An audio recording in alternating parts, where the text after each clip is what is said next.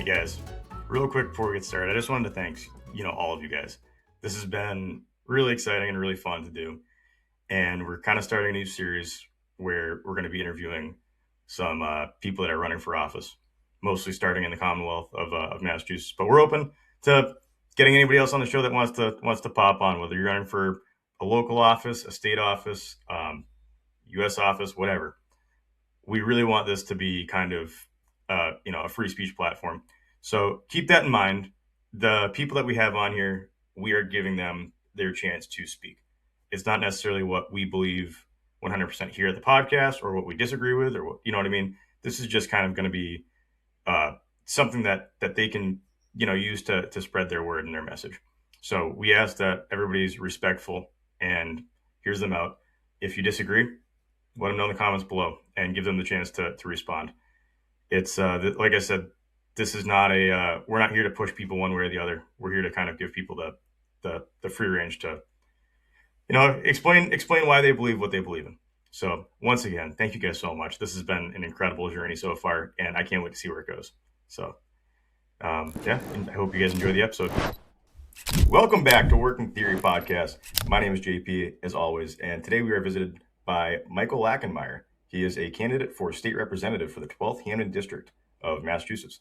We're going to start this one off pretty simple. I'd like to give Michael a chance to kind of, introduce himself and explain a little bit about who he is. Hi, everybody. My name is Michael Lachenmeyer. JP, thank you for having me on today. Just to start this conversation, I'll explain where the 12th Hampden District is inside Massachusetts. It covers all of Wilbraham and parts of Springfield, East Longmeadow, and Munson. I am a 27-year-old from Wilbraham. I'm currently living in Springfield, and I'm a Democrat. I've decided to run for public office because I feel like we live in a moment that demands a sense of urgency in our government. And I want to try to make life more affordable for people in our community and make our government less corrupt than it currently is. Awesome. Well, we're really appreciative to have you on today. As you may know, we have a slew of candidates that are going to be popping on the show. Some are like you that are running or running against somebody, and some are incumbents. Some are people that are kind of have no competition, but they still want to get their voice out there. So we really do appreciate having you on today. Thank you for the opportunity. Of course. So what are some of the contexts to this race? So I believe you're primarying somebody, correct? Mm-hmm. Yes, I'm primarying Representative Angelo Pupolo. He is the Dean of the Western Mass State House delegation, meaning he's the longest serving member of the delegation from West of Worcester. He is also a Democrat, as me primarying him implies. He's been in office since 2006.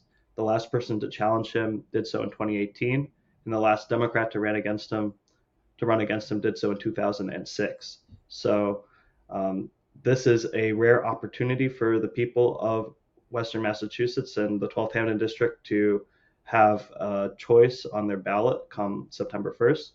And Representative Pupolo and I are very different types of Democrats. He came up through Springfield's political machine. He was a city councilor. His father was also involved in Springfield politics. So he's been doing this since the 90s. He is the chair of the House Committee on Intergovernmental Affairs, which if you Google that, there's a Boston Globe article or even a series of articles about it talking about this committee because they don't have any hearings, they don't pass any legislation.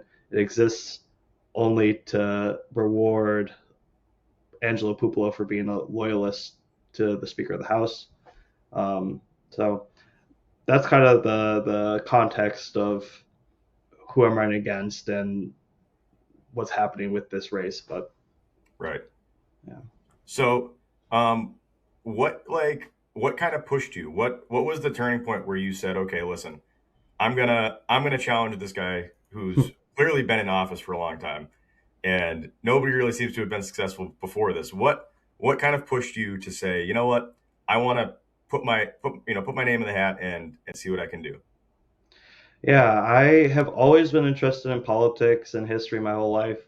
Growing up, my grandparents were on my mother's side were both the children of immigrants, And so just hearing about their story and how they came from poverty and were able to work their way into the American middle class always inspired me and also gave me a sense of the power that government has to do good in people's lives because they were able to make it through, the Great Depression, um, because of programs like the New Deal. And my grandfather was a recipient of the GI Bill.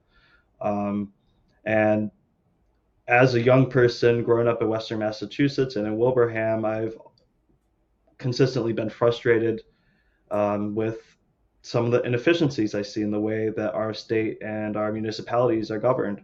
And I feel like there's a lot of room for improvement. When I look at the rise of Donald Trump, I think that it's a reflection of the failures of the Democratic Party in some sense.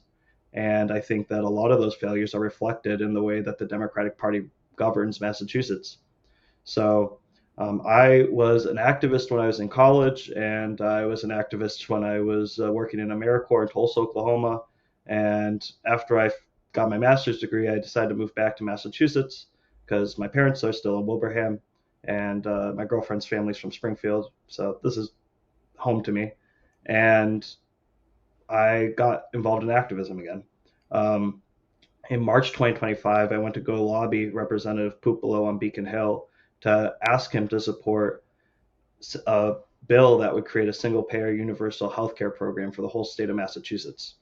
And when I went there, he didn't meet with us, but he had his staffers tell us that he liked the idea, but wasn't willing to go on record supporting the bill. And he'd been telling the activist group I went with that line for about 5 years. And so that really frustrated me because I feel like if you're a politician, your job is to fight for ideas you like or explain to your constituents why you don't like them.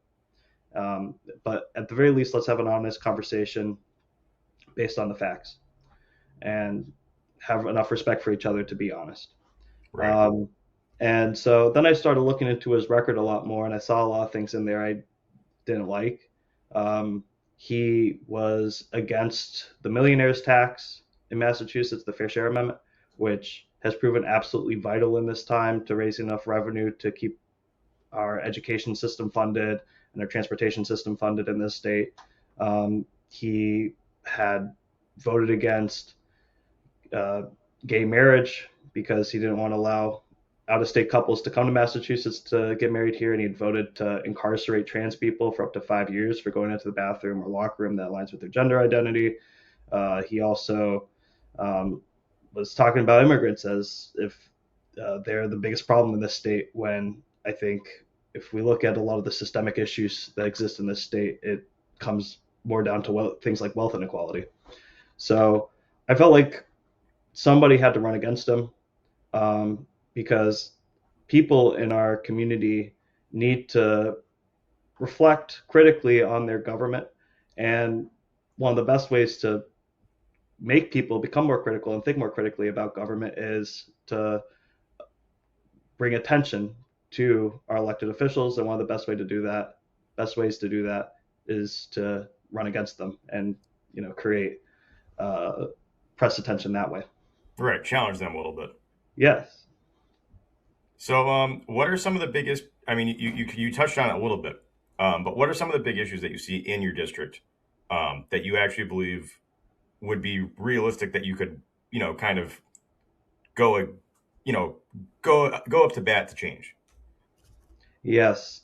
The biggest issue by far is affordability, and this isn't just in my district, but in the state of Massachusetts. If you look at our population statistics, we have a net decrease in the number of Massachusetts born residents living here year over year. People are moving out of the state every year because it's so unaffordable, especially young people, and especially for people with fixed incomes.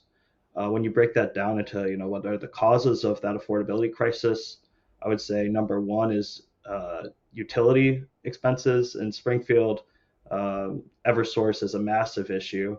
Uh, their rates go up and up and up. They're a for-profit corporation, so they're ultimately beholden to their shareholders to keep their profits high. You have a CEO who's making like $15 million a year in salary, and I meet seniors on a regular basis who, especially during the winter, couldn't afford to heat their homes. They're sitting in there in a jacket because of the greed, I would say, of this corporation. And we had a Uh, cold winter. yes, very cold winter. And with this war on, that crisis is just getting worse right now. I mean, if this war had started in October instead of March, uh, there might have been uh, some real civic disturbances because of it. But I look at utility bills. I would also say health insurance costs. Um, those are rising, rising, rising. That's part of the reason why I advocate for a single payer health insurance system, because I think the health insurance companies do not add a lot of value to the consumers, but they do eat up a lot of the profits and money that go into that system. So if we can cut out the middleman, then that would mean the whole system would run a lot more efficiently, in my opinion. Okay. Um, and you look at municipal budgets today, like the school budget for the Hampden Wilbraham Regional School District, and even the state's budget and health insurance.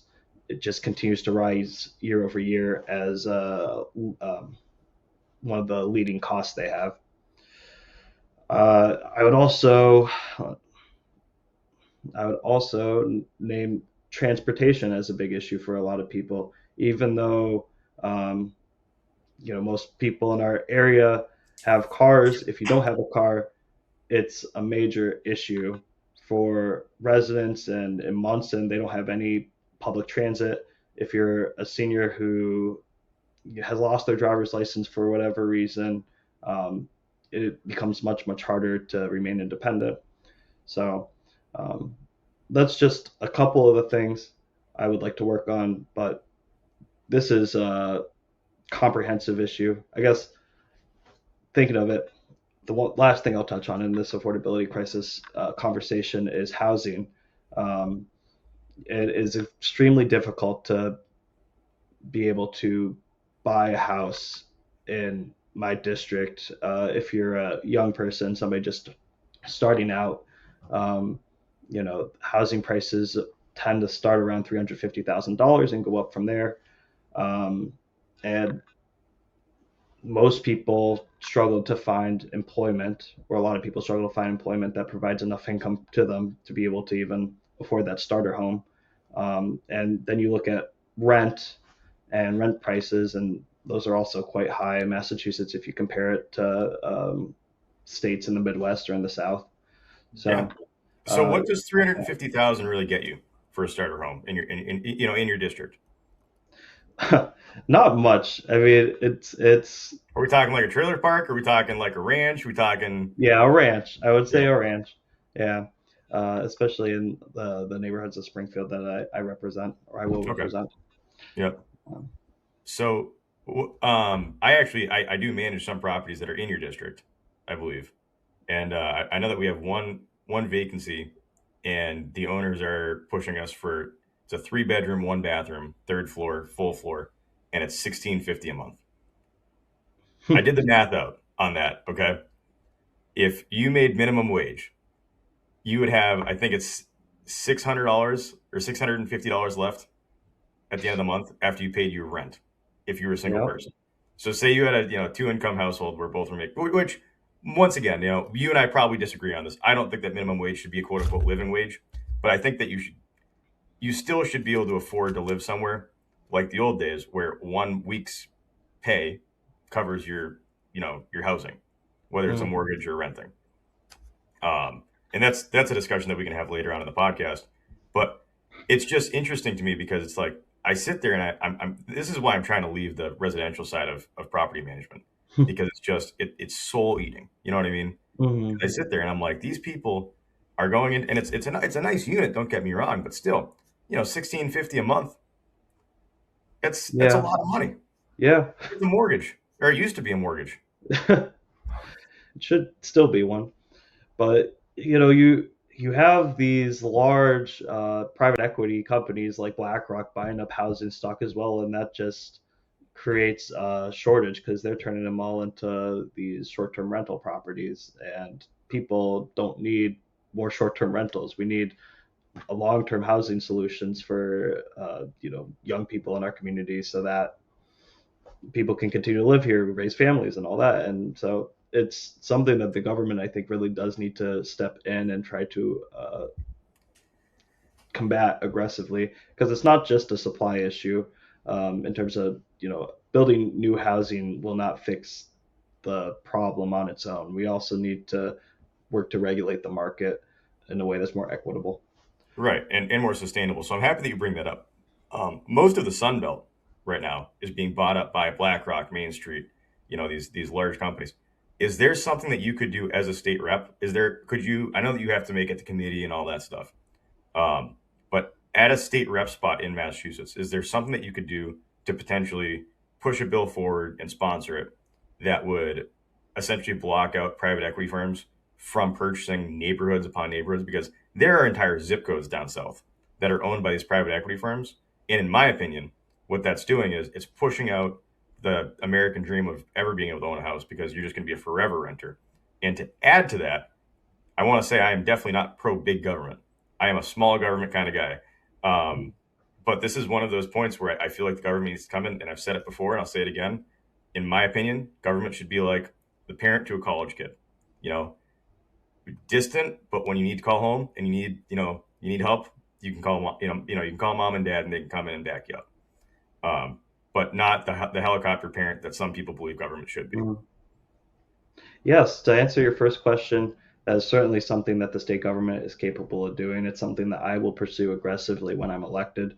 And as to your thoughts on how government should work, I I might differ from you a little bit on that, And that's but okay. That's what we're I here for. do definitely believe that the best version of American capitalism is what we saw during Teddy Roosevelt's administration and during FDR's, where the government really was stepping in to regulate it aggressively, because otherwise you end up with this crony capitalism that we have today, where you have a group of monopolies that buy off all the politicians, control the government, and make government work for their ends rather than for the ends of the people that those politicians are elected to serve. And I think that fundamentally is the biggest issue we have, if not, well, one of, if not the biggest issues we have in American politics today. Right. Yeah. No, I mean it's all good stuff. And once again, if people are just tuning in and this is their first episode that they're watching, the whole idea of working theory is this is a free speech platform. So our goal is to get as many people on here from as many different backgrounds and have them kind of explain what they think and why they think it. And I think that Michael's doing a really good job so far. So kind of pivoting back to the campaign, because we can go on to a tangent and have a Mm-hmm. conversation after. I want to get through some questions with you. Okay. What does the campaign finance side of things look like? I mean, how does fundraising work?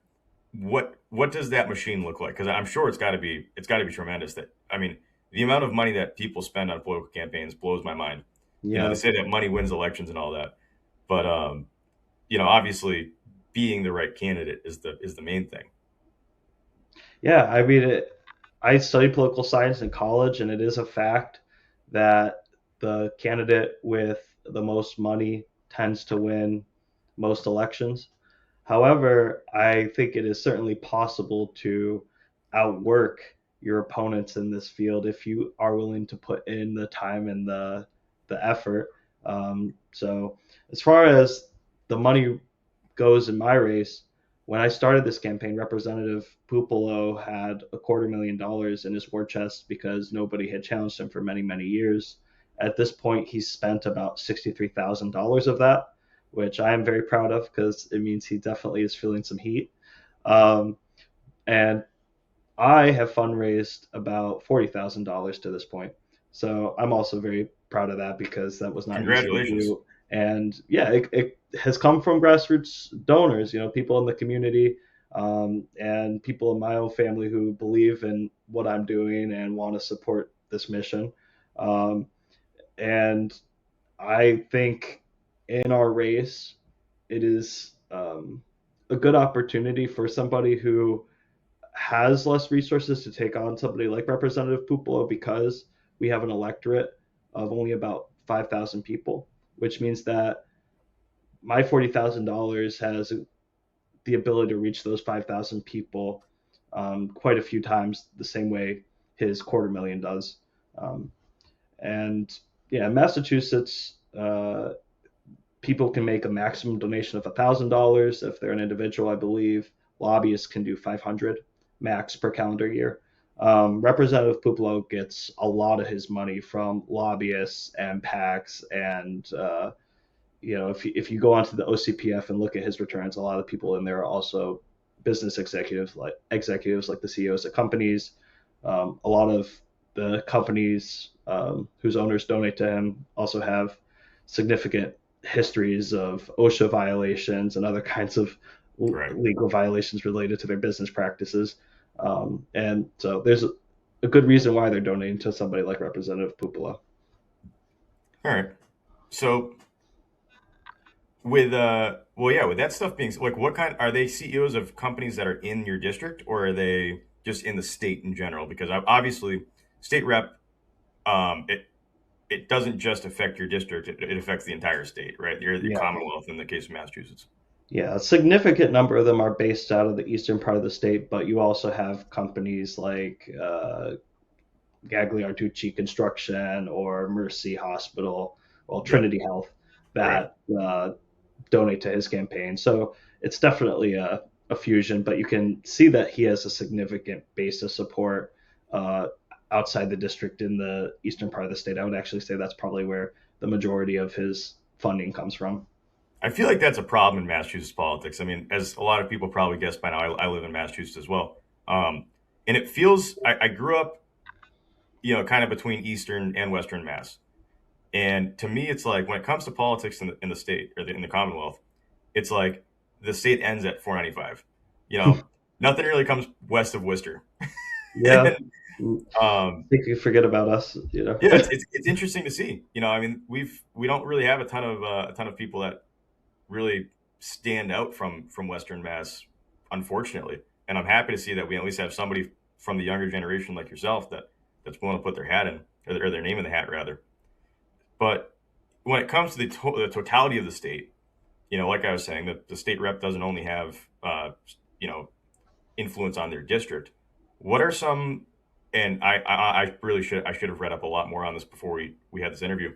But what are some of the ballot questions in 2026, and what do they mean? You can just do it for dummies. You don't have to go too crazy. But what are some that you at least some that you'd like to speak on? Yeah. Um, There are a couple important ones happening. The first one I'd like to highlight is being pushed by Auditor DeZoglio. She wants to make it easier for the public to access the state's public records law or public records to make public record requests. So right Like now, a FOIA, sorry, like a FOIA, like a Freedom yeah, of Information yeah, Act. exactly. Okay. Um, so yeah, right now the governor's office, the legislature, and the state judicial branch are all shielded from public records requests. And Massachusetts is actually unique in the whole country in this regard because I believe we're the only state where all three branches are exempted from public records requests in that way. It's a massive issue when you look at transparency in our government. I think the people of Massachusetts definitely want more transparency. When you look at the audit, 72% voted for it, and nothing's happened. Um, this is a similar issue in my eyes. If we want to hold our government accountable, then we need to be able to know what they're doing, and we need to be able to get them to answer hard questions when it comes down to it. Um, Another issue I'd highlight is the open primaries ballot question right now. There's a group called the Center for Healthy Democracy that is pushing a ballot initiative to create all party primaries in the state of Massachusetts. That would effectively mean that the top two vote getters, well, first off, the primary election would be open to candidates from all parties and from voters to all parties to vote for any candidate they want. So Republicans could vote for Democrats, Democrats for Republicans, et cetera, et cetera, and the top two vote getters would go on to the general election to duke it out there. I feel a little um,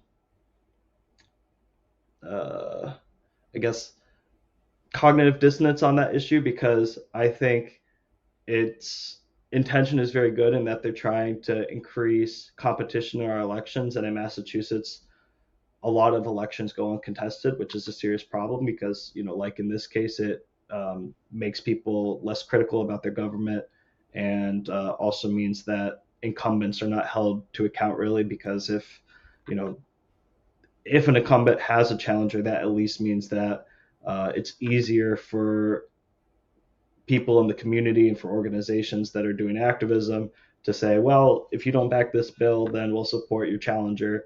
It helps set a little bit of fire under their butt. Right. Um, but I also have some real questions about how the open party primaries would work in practice because um, I've been told that any uh, any organization can endorse candidates in these primaries, and those endorsements will be listed on the ballot.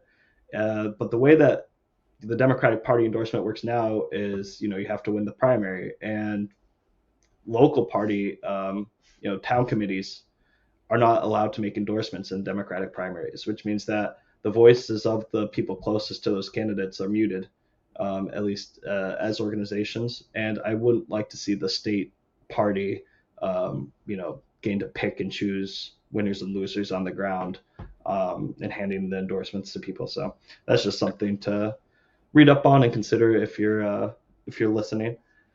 Um, Another one I would talk about is the income tax. Right now, there's a proposal to lower the state's income tax from 5 to 4%, which would effectively reduce the fair share tax rate from 9 to 8%.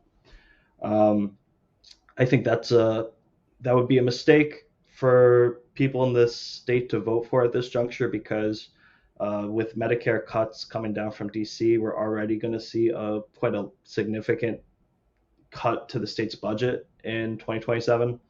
And if we add on these tax cuts on top of it, you're going to see a serious and significant decrease in services from the state government coming on next year. And that means that property taxes will explode even more in 2027 than they have this year, as will health insurance costs and a number of other things. So we I urge people to try to think long term because even though I think the state's tax laws as they are right now are pretty regressive, that would be pushing us in the wrong direction.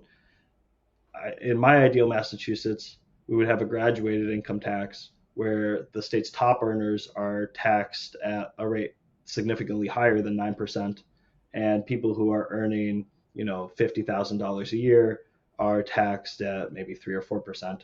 And so for everybody's income, there's a little bump up and up and up until you get to the richest people in Massachusetts. And when you look at taxing the rich in Massachusetts, especially from the perspective of people in Western Mass, that's a tax on the east that will bring more money to the west because where do the highest income earners in Massachusetts tend to live?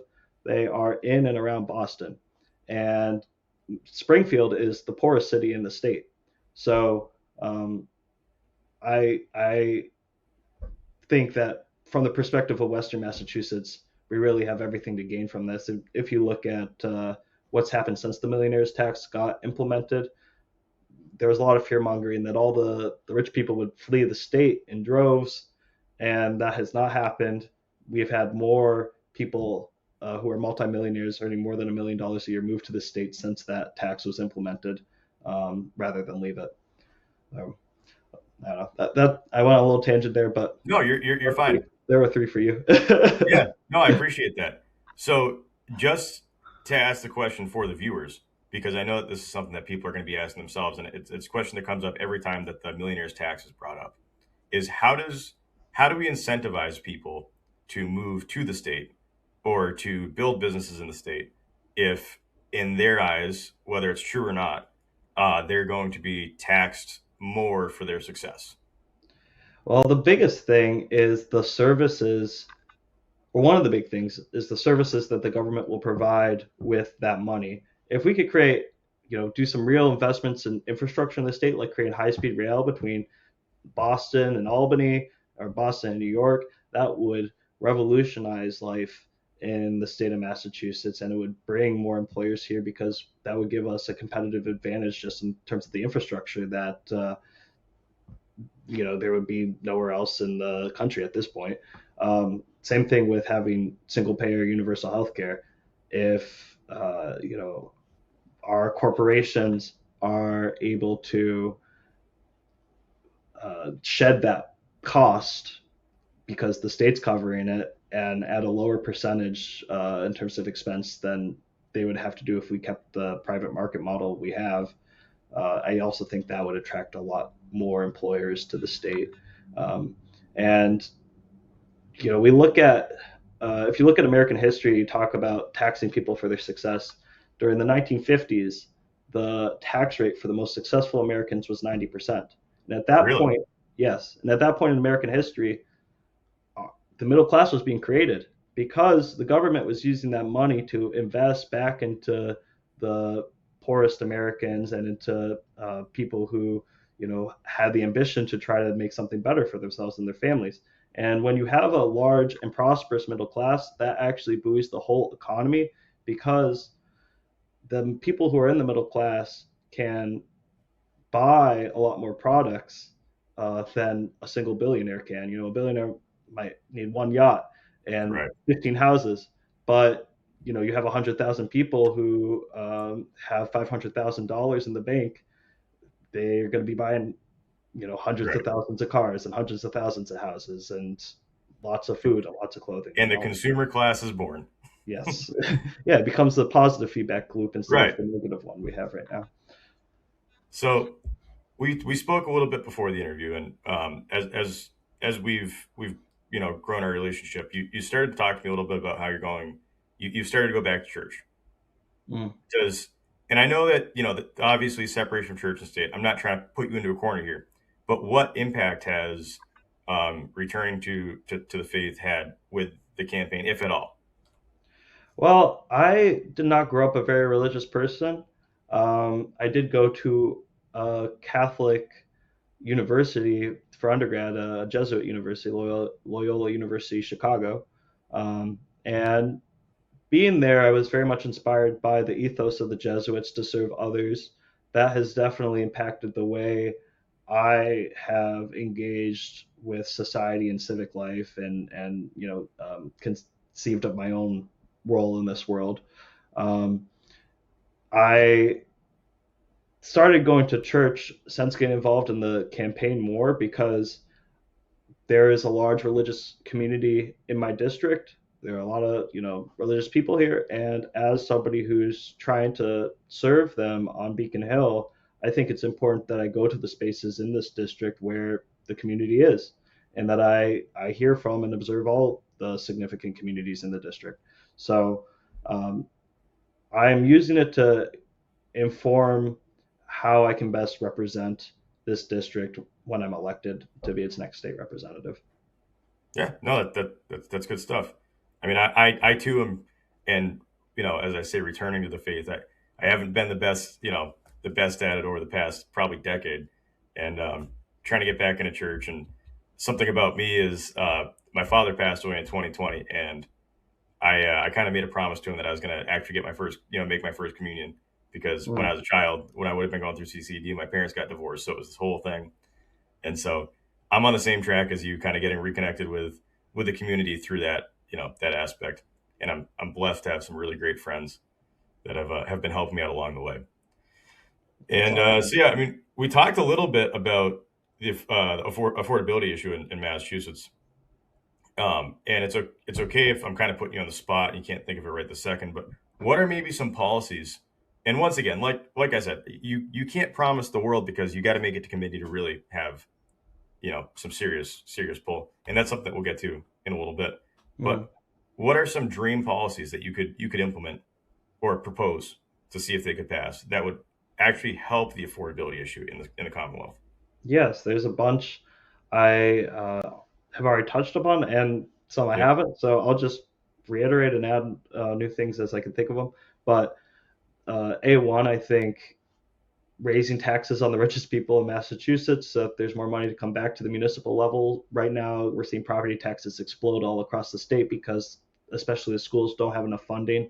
I think the Chapter 70 formula needs to be revisited. We need more money for rural schools, especially, but we need more equitable funding overall. I think I would even be in favor of taking the existing money we have from the millionaires tax and rerouting some of it away from transportation and uh, post-secondary education to send it to primary and secondary education, because it's not that I don't favor having universal, uh, you know, universal education for the post-secondary level and you know cost-free access to the MBTA or PVTA. But when property taxes are increasing at such a fast clip and so many towns are having to do overrides, I have a hard time justifying um, some of these things that I think are nicer to have rather than the necessities. So that would be, I think one of my top priorities. I would also say pursuing universal single payer health insurance for the whole state of Massachusetts would be a major win for a lot of people. I want to see more publicly owned utilities in our state and especially in our region. I think uh, Eversource's price gouging is a massive issue for residents here, and they should not have a cost or yeah, a cost no price motive uh, or profit motive. That's what I think Right. of. Profit motive to raise costs for residents in our area. Um, Beyond that, we need to deal with the housing crisis, which I think involves um, simultaneously some form of rent control, banning private equity firms from buying up housing stock and creating more housing. And I would like to see more investment in nuclear energy, especially because even though it's an expensive startup cost, we can see right now in this conflict in the Middle East how vulnerable all of us are to price shocks that emanate from the fossil fuel economy we currently have. And one way or another, we need to find a way to transition away from it. I think nuclear is the best option we have because it is quick to build relative to other options and in the long term cost efficient. Um, Especially when you look at things like decarbonization. Right. um, let's see. Then I would also say transportation. Uh, in America, it's kind of expected in 99% of America that you will need a car to get around. And that's a massive cost that a lot of people have to shoulder. And in Massachusetts, a lot of people, especially in our part of the state, spend literal years of their life on the Mass Pike going between Springfield and Boston because there's one accident that happens and Every traffic time. picked up and what should have been an hour and a half drive becomes like 3 or 4 hours, and it's just miserable. I think that there should be an easier way for people from Western Mass to reach Eastern Mass and vice versa, and become, if we had a high speed rail system in this state and better public transit in this state, that would be good for the environment. It would be good for people's time and mental health, and it would save us all a lot of money, I think, in the long term. Yeah. No, awesome. Um, I think those are some good points, and it's really important that you know, we have people talk about things like this because it's one thing to run, but it's another thing to have an actual platform. Mm, And so, thank you for sharing that. thank you. You know my background a little bit, right? After high school, I got in the fire department.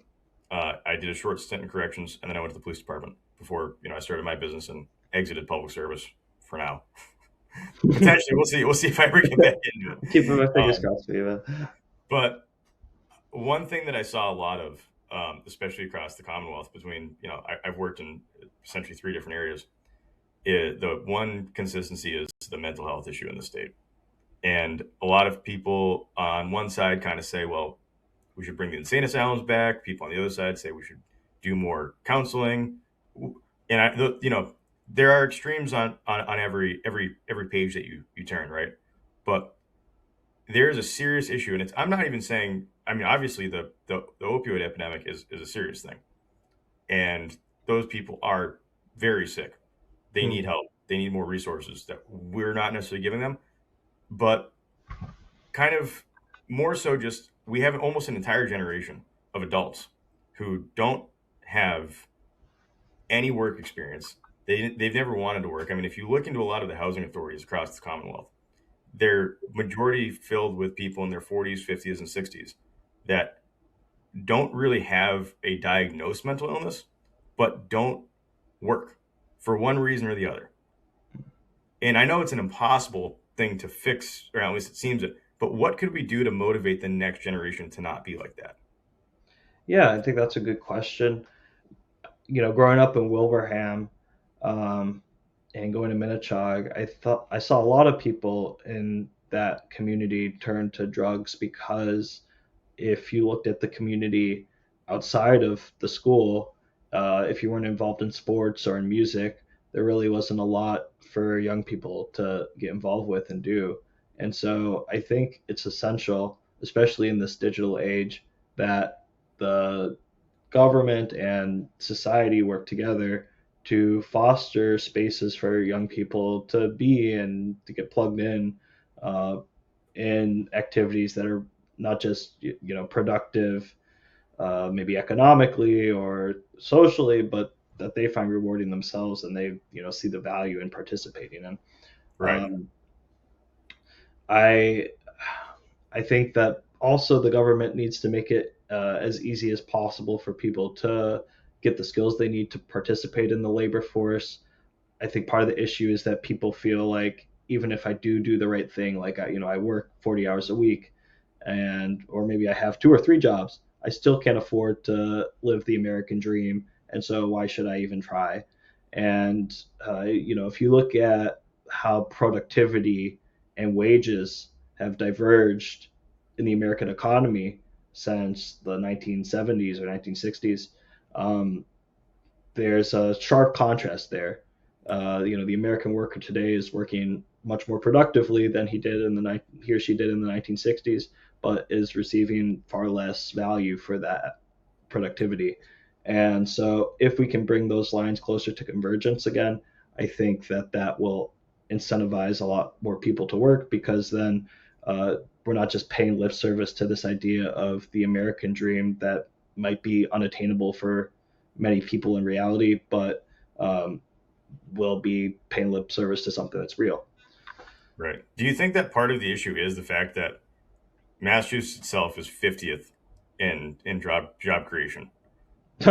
We fall behind West Virginia, and Oh, nothing against the people in West Virginia. Love you guys, but it's like every other week I feel like we're losing other business. I mean, we lost Cape Cod potato chips. I They're know. named after Cape Cod.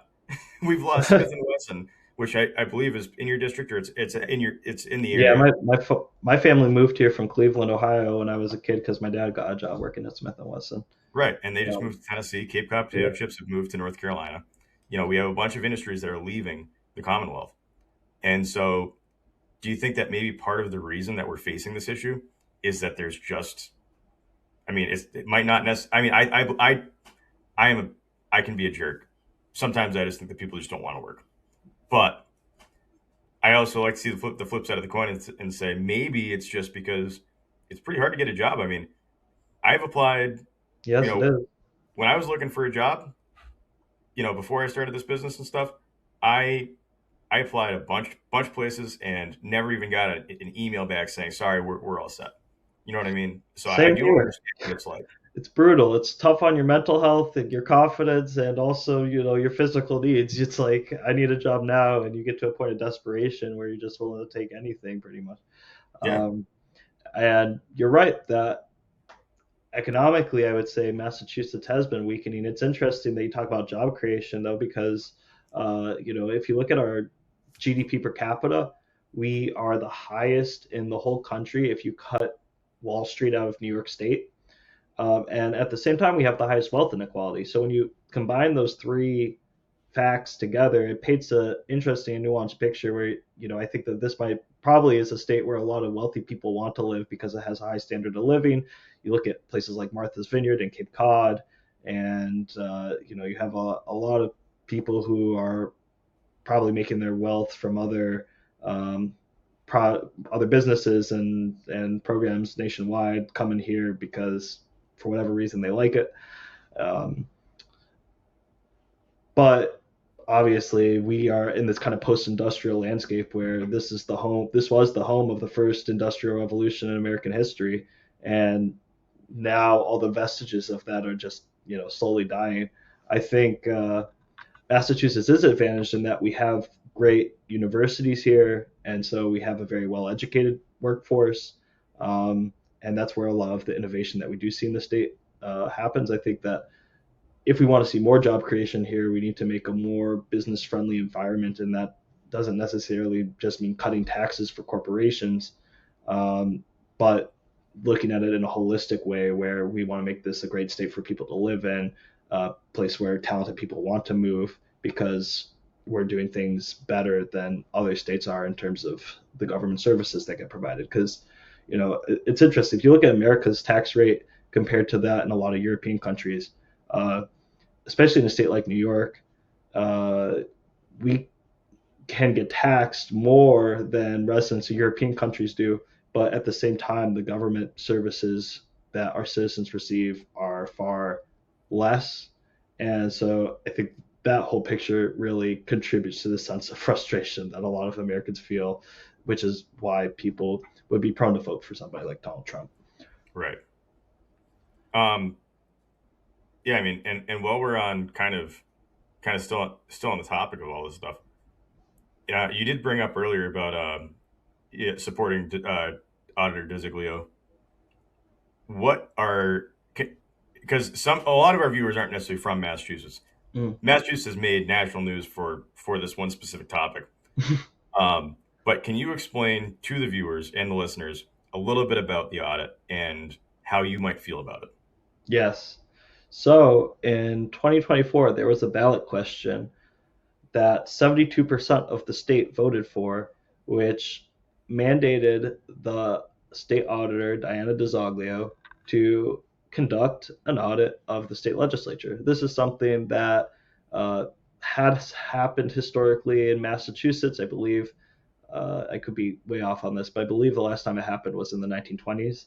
And then some legislation was passed to the legislature that stopped that because they don't control the state auditor. She's beholden to the whole state instead of the legislature.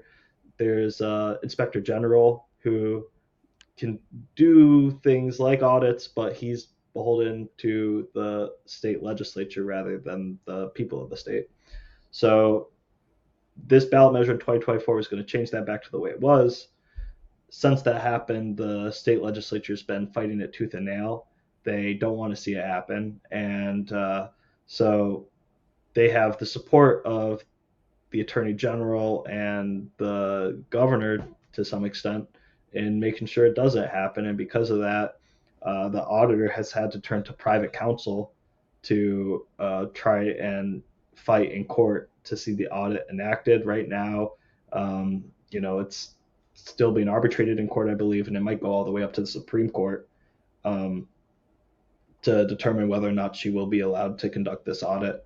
But as a Democrat, it's something that, frankly, I'm ashamed and embarrassed of because if, as we should, we're running on the national level as the party that's defending democracy, fighting for democracy, then on the state level, we should be living those values, and people in this state should know that when they vote for something, especially in such an overwhelming majority, the state government will listen to them, especially because Democrats control the House, the Senate, the governor's office, the state Supreme Judicial Court. I'm sure has majority Democratic appointees. You Right. know, we should live those values that we're proclaiming in the highest halls of power in Washington D.C. And so it's something that when I'm elected, I will work hard to see happen because I also think that the people in there now obviously have a vested interest in making sure that doesn't happen. And if you are somebody who wants to see the audit enacted, uh, the best thing you could do is probably vote for a challenger to your current incumbent, unless they have a good record on this. Yeah. So did the incumbent that you're running against, Representative Pupolo, did he did he vote for the audit or for or against the audit? I don't know the way he voted on the 2024 ballot, but in the state house, he's consistently voted against it. Okay, so that's interesting. Um, yeah, no, I mean that's kind of the majority of the questions that I have for you. I have one more, and it's this is kind of just once again it's this is if you were to get elected and you were to get in there, what is a committee that you'd want to try to get appointed to, and why? Hmm. Um, I would say uh, the House Committee on uh, Audit and Oversight. It's the only committee in the state house that has the power to subpoena um, state officials or people in general, and so that would actually give me the House Committee on Post Audit and Oversight. But that would actually give me the power to enact or bring people in front of the committee and have some bite in terms of getting answers out of them to hard questions and holding people accountable, because I do think that there's a lot of corruption in the state of Massachusetts, not just inside the state legislature, but if you look at uh, organizations like some of the sheriff's departments and the state police, uh, these are organizations that need scrutiny cast on them, even as they do terrific jobs in many ways. We still need to constantly be holding our public officials accountable to the people. And so that's really where my passion is. And I think the place where I can best serve the people of Massachusetts. Awesome. Well, I mean that's about all the questions that I have for you. However, we can go into some other topics if you'd like. It's entirely up to you. I want to be respectful of your time. We I try to keep appreciate it. these I down mean, an hour long. the only other thing I really am thinking that I want to touch upon right now, Yeah, and if you have other topics you want to touch upon, this has gone for 51 minutes. I'm yeah, happy to go for a full hour plus. yeah. So feel free to ask me additional questions. But uh, on the topic of fighting corruption in state government, a big part of my platform is also banning legislators from doing stock trading while they're in office and Okay, banning them that's a from big becoming one. lobbyists for at least 5 years after they serve in office, because I don't think a corporation should be able to use a politician's the promise of a Influence. job to a politician as leverage over them while they're in office. Uh, Representative Puplo, for at least the past 5 years, has owned stock in Eversource and Comcast. Those are two local monopolies we have here. It disgusts and upsets me that our elected representatives are profiting off of the misery of their constituents in that way. And it goes a long way into explaining why these kinds of problems are not being addressed and why we can expect them not to be addressed if we continue to choose the same people to represent us. Right. So, well, I mean, on that topic, it's pretty because I mean we've tried to keep this kind of focused on Massachusetts, right? Because we'd be wasting people's time if you and I were just talking about stuff on the national level that you have no ability to really. I mean, you can sway 1/50th of it. You know what I mean? Mm-hmm. If you were to be elected potentially, but even on the national level, people have followed the stock trades of Pelosi. I think the only thing that outperforms Pelosi is the Kramer index, which is just do the opposite of what he says on Mad Money or whatever. That's the only thing that outperforms Nancy Pelosi's stock trading. And I mean, she was in office for a long time, and it's funny because even here in the Commonwealth, you look at people like Elizabeth Warren, who she didn't have a ton of money before she was elected, and she's a member of your party, so I'm not asking you to speak against her by any means. This is coming from me. Um, but it's interesting to see how she's worth over $50 million now. Yeah, I don't know nothing about her personal You know, fortune, so I can't speak to that. no, and I'm But I not will asking. say I'm happy to speak out against any politician that does insider trading. Yeah, And I think that no elected official should be allowed to own stock, period, yeah, either in a blind trust or nothing, because you can't trust them with it. I mean, and even if you can trust them with it, let's say you have an exceptionally honest politician, I don't think that the public should be expected to make that leap of faith. Um, we should have high standards for our elected officials because they have the privilege of being able to represent us and having good wages and good benefits. And so if you're not willing to get into office, if you can't own stock, then I, I'm happy that you're not going to do it. You know what I Right. mean? You shouldn't be there in the Yeah. first place. So uh, that's something that I think should be enacted on in every state and on the federal level starting yesterday. Now, this is something that I've heard, um, and I thought it was a pretty interesting topic when it came to, you know, elected officials owning stocks. Is what if we let them own stocks, but they were taxed at a different bracket for their capital gains? I still say no. I agree with that because Yeah. it's like, okay, well, now we're encouraging them almost more. You know what I mean? But Yeah, that was something that came up the other day, and I was like, that's an interesting take on that. I don't like that, it's but nuanced. it would be better than what we have, I guess. But no, I agree. There's no reason that the people that can manipulate the market should be able to have a Well, stake in especially in this age of like modern gambling, I'm sure you've been watching everything that's happening with Polymarket and the Iran war. It's like you got people in the DoD betting on whether or not there will be a strike on this like oil field, it. or there will be a ceasefire tomorrow, or whether there will be a war at all. And that's scary and sickening.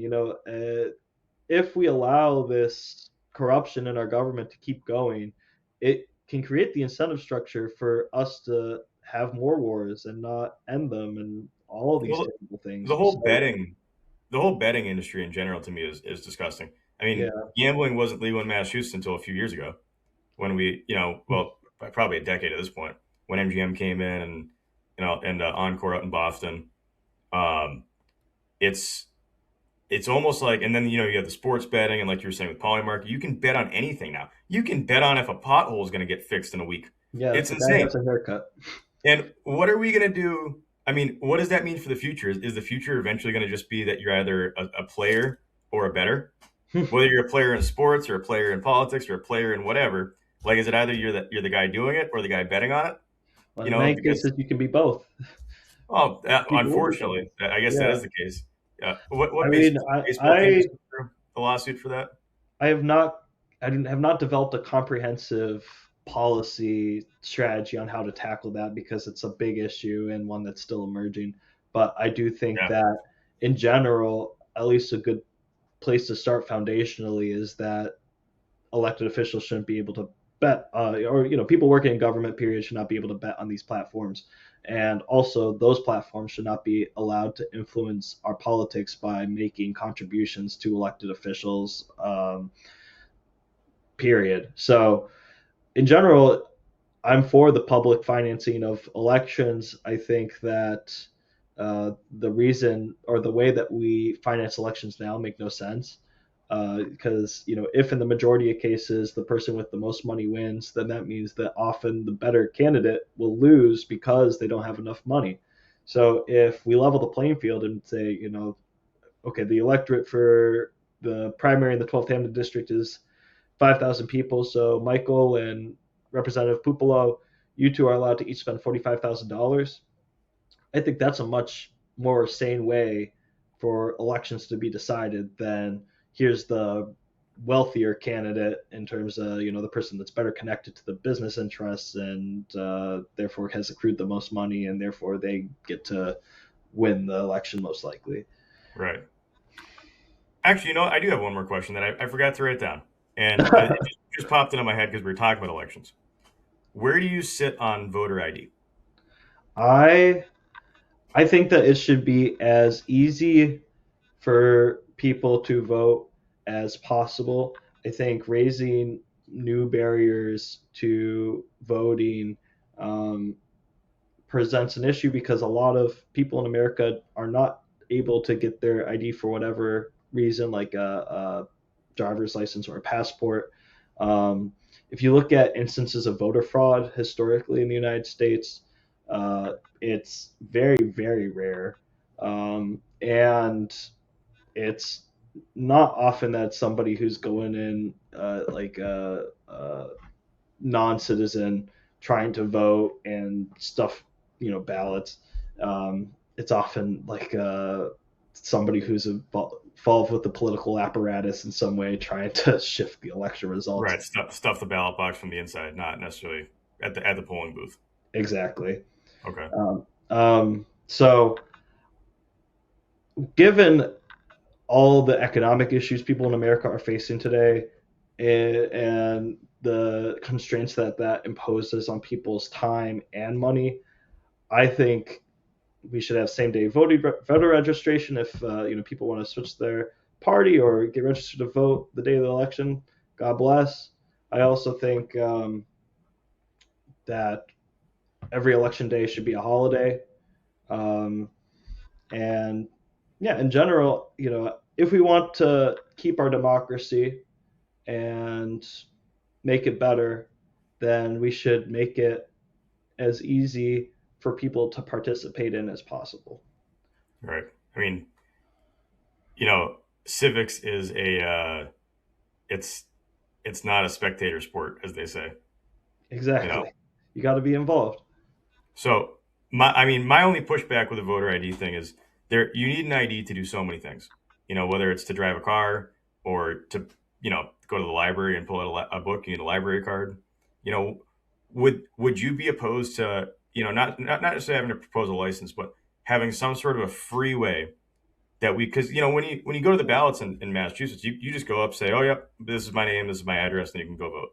Nothing would stop, if you and I were to be in the same town, nothing would stop you from going up and saying, hey, I'm JP, and I live at this address, and I'd like a ballot. Mm-hmm. So, what if there was some sort of a freeway that towns and cities could give you a specific ID for voting, whether it was just even a piece of paper, but had a number on it that said, like a serial number that said, okay, this is how we confirm this is this person, and they're good to go. Would you be opposed to that? No, I think, I mean, I'd have to look at how much it would cost the municipalities and weigh that against the other costs that municipalities are facing. But on It's a good point. principle, as long as as long as it's easy for people to do that, I don't think that that's a crazy idea. It's just looking at how big the problem is in the world as it exists today, and the costs that would be involved for people, rural residents potentially, and for the government. That's kind of where my resistance to the idea comes from.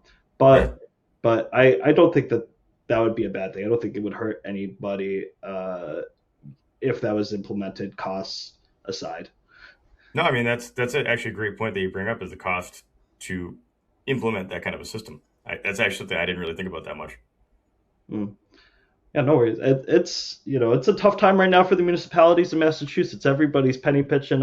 I go to the school committee meetings regularly in Wilbraham, and I sit through them and listen as they're talking about cutting this teacher and this program. And as somebody who graduated from those schools, it's extremely depressing. So it's just Yeah. like uh, it's top of mind for me right now because I expect things to get worse in the near future, unfortunately. But they always say things get worse before they get better. So I hopefully this will galvanize not just our community but the whole country to start to move things in a better direction in our politics, because um, I don't nobody wants to see us continue moving back.